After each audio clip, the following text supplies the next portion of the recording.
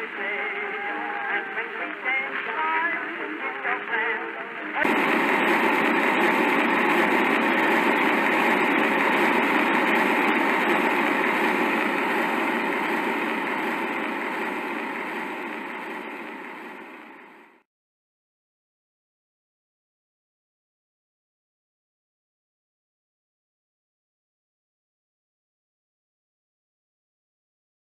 Carl Wilhelm's left arm was the first limb that was smashed. The executioner's club shattered it with enough force so that witnesses in the back of the crowd could hear the cracking sound clearly. He cried out in agony as he lay across the span of an old wagon wheel. His limbs were tied fast to the wheel's edge, and its spokes supported his body. The wheel itself was atop an old, unused well, and Carl stared heavenward as the executioner, encouraged and energized by the whooping and cheering of the crowd, dragged the large club along the ground as he positioned himself at Carl's right side. With all of his strength, the masked executioner brought the heavy instrument up above his head, and as the club reached its apex, the crowd paused in anxious anticipation. The club fell down, and Carl's right arm cracked under the blow. The crowd cheered uproariously. The man in the mask moved along to each of Carl's legs, breaking them both above and below the knee. Bone protruded through the torn skin as blood dripped through the ruptures and into the well below. The crowd screamed their approval and threw rotten fruit at the condemned man. The executioner removed his mask and raised his arms to encourage the crowd to cheer further. His last strike landed on Carl's chest, breaking several of his ribs. Blood erupted from his mouth and nose. With that, the executioner dropped the club and stepped away from the well. From the back of the crowd, a boy of about 10 studied Carl's gasping form. "He's still alive," the boy said to his uncle. "That's all part of the punishment, Victor," his uncle responded. "He'll lay there in pain. Death will take him when it's ready. I've never seen a man who lasted past sunset." The boy continued to study the dying man through the other onlookers, many of whom were taking turns spitting and urinating on Carl. Victor recalled the list of charges that Carl Wilhelm had been accused of. "What is lycanthropy?" he asked of his uncle. "It means he can become a wolf. It's the mark of a wicked man." Victor nodded his understanding. "Can we stay and watch him die?" "I have work to do, but you can stay until sunset.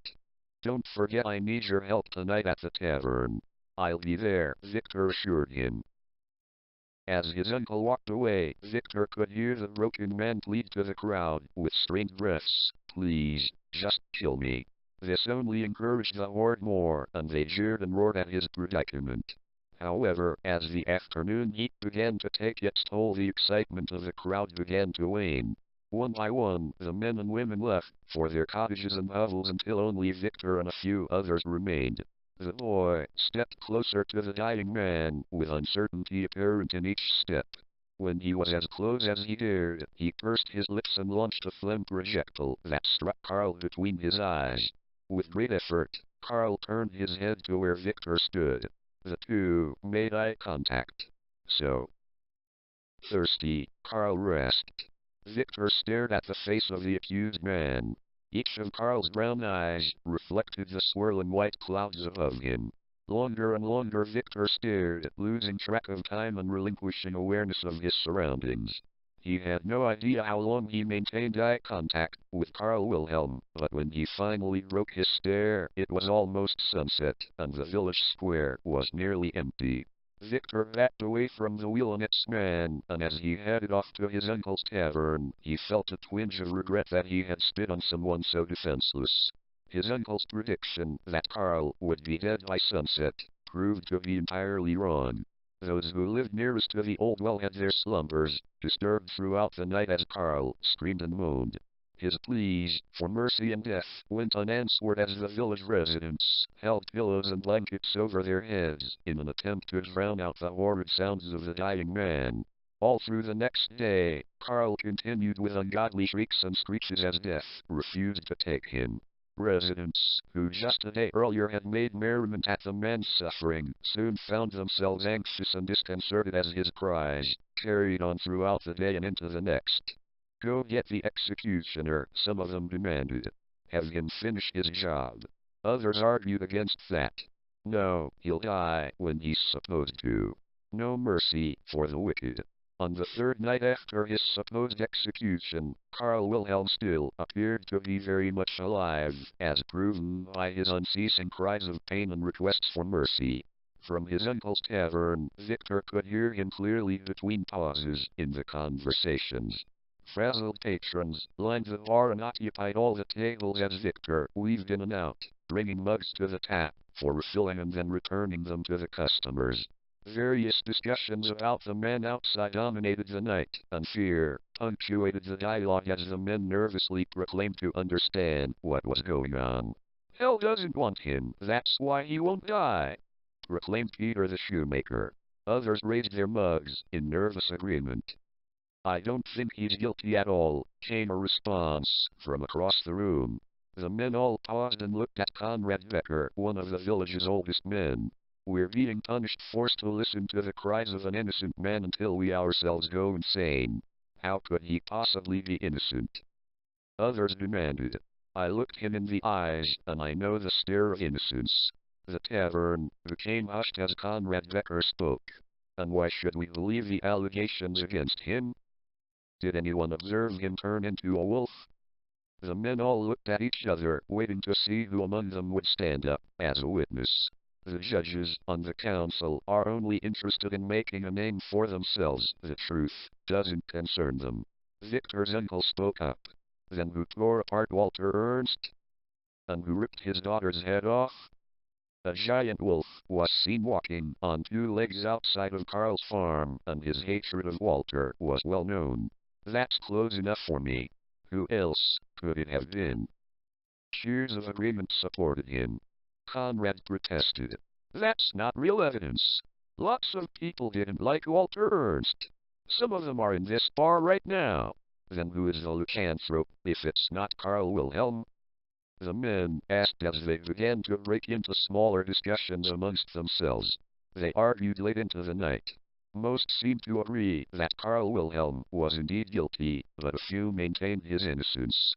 As the crowd dwindled, Victor said goodnight to his uncle and headed home. His trip was interrupted by the moaning of Karl Wilhelm. Victor's paces stopped, and after a moment's hesitation he turned and walked toward the well, the wheel, and Wilhelm. As he approached, Wilhelm's ears twitched and he seemed to sense Victor's presence. Water, came his strained request. Victor hesitated. So thirsty, Karl said in a raspy voice that was barely above a whisper. Victor viewed the pathetic form in front of him, and a stitch of sympathy took hold. He looked to the dewy ground and saw a small dirty puddle where the night's condensation had collected. Glancing behind him to make sure no one was looking, Victor made a cup with his hands and bent down to gather as much of the water as he could. He carefully stood up and moved his hands over Karl's mouth. As he loosened his fingers, the water flowed down and dribbled into Karl's delirious maw. He repeated the act of mercy 2 more times, until the puddle gave no more water. Thank you.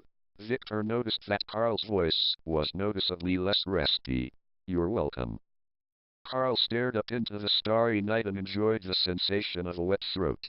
Eventually, he spoke again to Victor. My father taught me to never let a debt go unpaid, but I have nothing I can give you except for advice. He paused for a moment to think. Always remember that the world exists in shades of gray.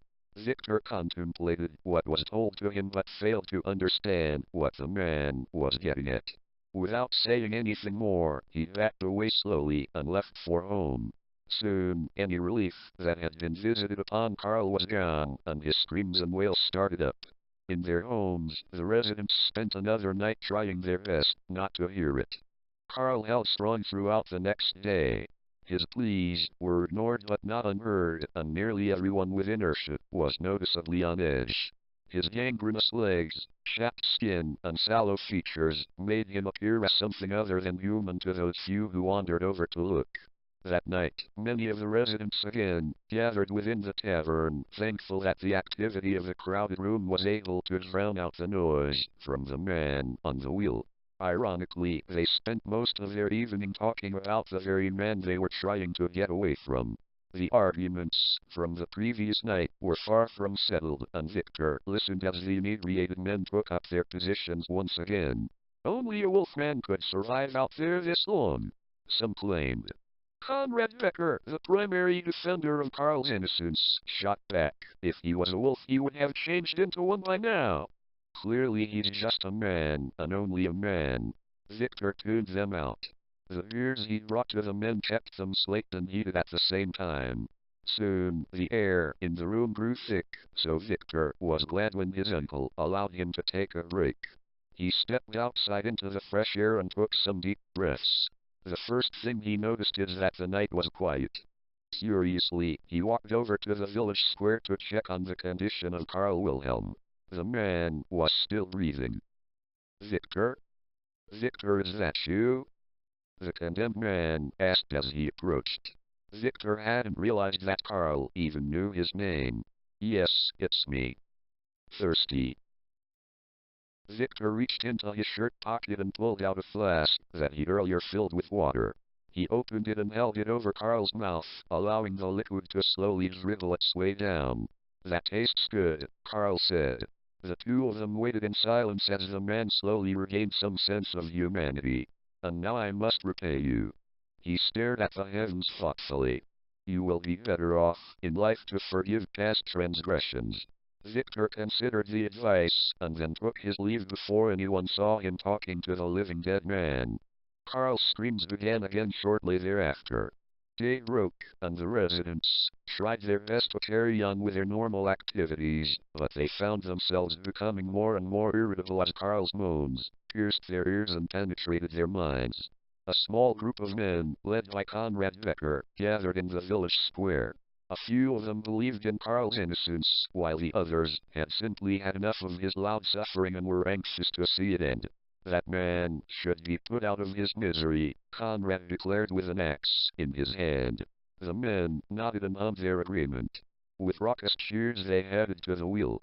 Victor, who was preparing his uncle's tavern for the night, heard the unfolding scene and went outside just in time to see Conrad lift the axe above his head, poised to strike down on Carl's skull. Even from across the way, Victor could see Carl's muscles relax, relieved that a finishing stroke was only moments away. Before Conrad could bring the axe down, the thunder of fast-approaching footsteps was heard. Don't you dare end that man's life!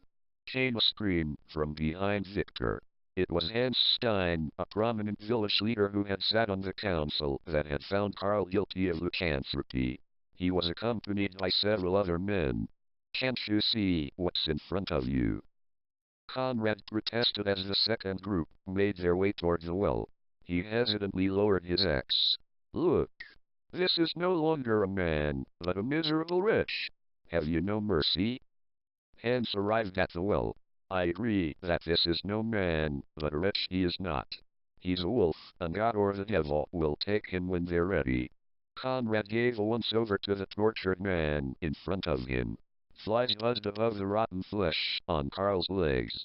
Deep cracks spread out over his skin like spider webs, revealing dried musculature underneath.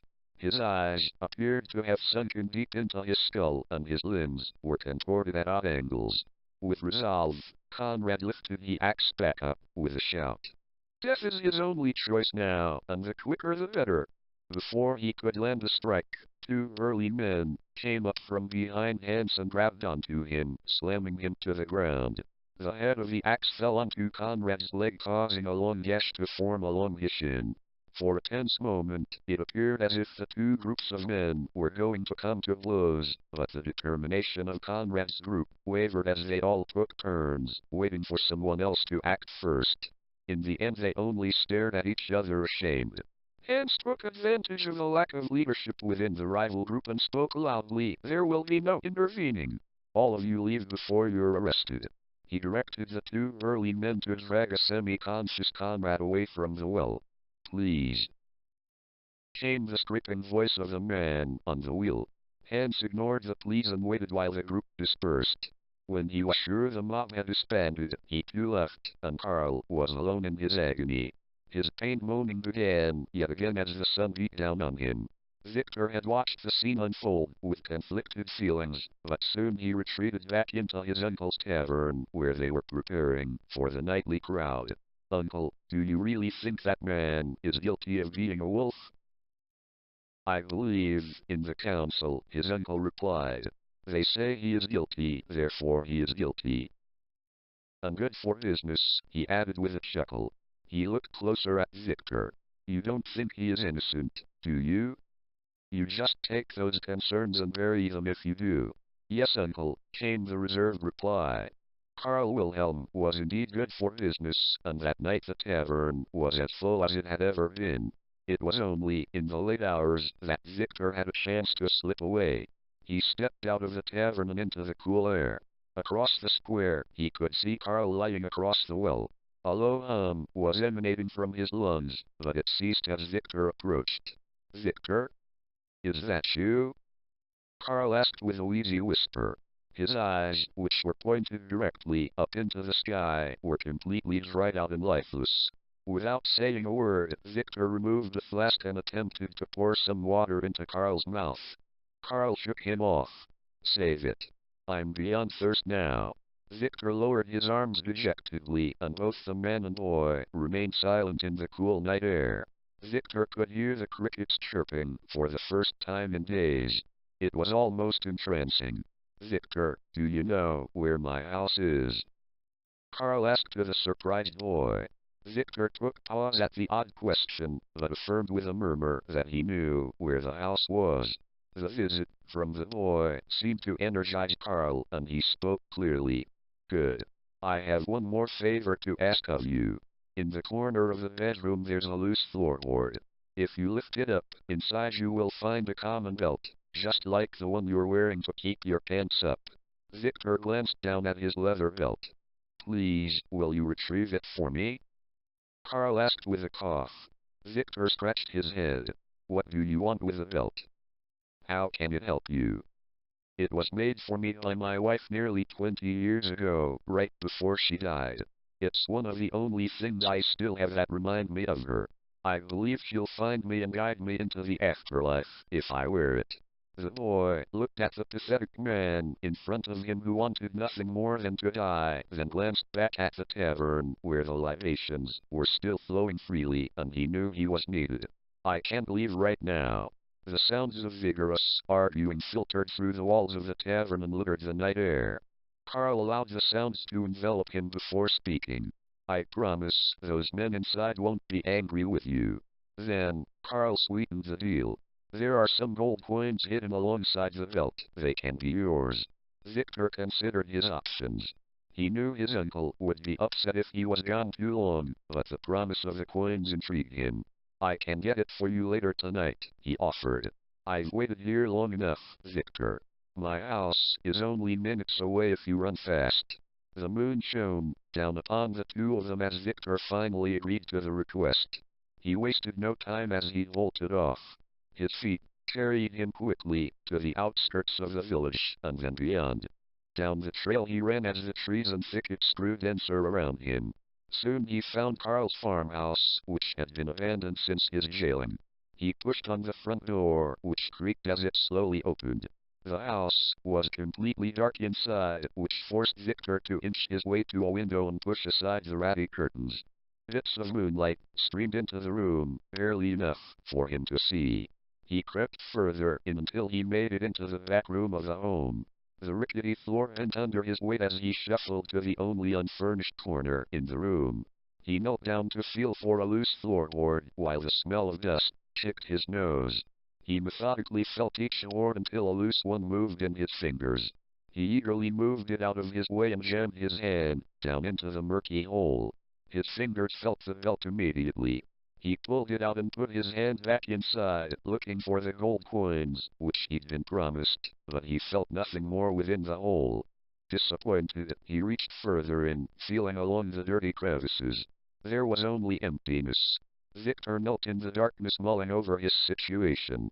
Had Carl lied to him about the gold, he wondered, or had someone already come along and taken it? Either way, he knew his uncle was going to be furious, and he had nothing to show for his absence.